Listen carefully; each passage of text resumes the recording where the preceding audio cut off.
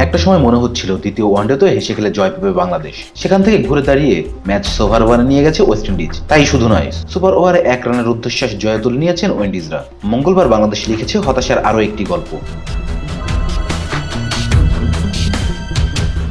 এমন হারের কারণ কি? বাংলাদেশের অধিনায়ক মেহেদী হাসান মিরাজ ম্যাচ শেষে জানিয়েছেন সেই কথা। নিজেদের ইতিহাসে প্রথম সুপার ওভার হারের পর মিরাজ জানালেন এটি নতুন অভিজ্ঞতা। বাংলাদেশের অধিনায়ক বলেন, প্রথম সুপার ওভার, এটি আমাদের জন্য নতুন অভিজ্ঞতা। এই উইকেটে সব ব্যাটারি সংগ্রাম করেছে, সহজ ছিল না। আর সাইফকে শেষ ওভারে বোলিং এ আনা ছাড়া আর অন্য কোনো উপায় ছিল না। আমরা যদি আরেকটি উইকেট নিতে পারতাম।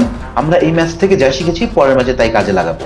নিজেদের ক্রিকেট ইতিহাসে প্রথমবার সুপার ওভার খেললো বাংলাদেশ। প্রথমে বল করতে নেমে মুস্তাফিজুর রহমান খারাপ করেনি। ফিজের ওভার থেকে 10 রান নিতে পেরেছিল ওয়েস্ট ইন্ডিজ, কিন্তু সেই রানও তাড়া করতে পারেনি বাংলাদেশ।